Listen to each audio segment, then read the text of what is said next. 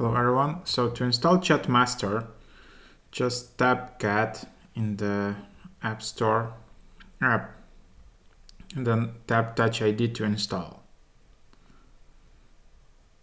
It's 297 megabytes, almost 300 megabytes, so it's quite a large app. And that's the idea. And then this game consists of several activities related to a mobile phone. And each scenario is followed by one or two fun quick mini games. So when you just tap open it, you can disable or enable notifications, agree, and then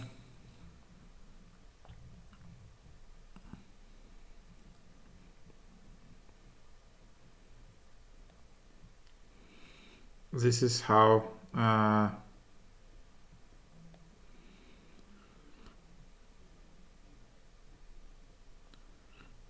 you play this game.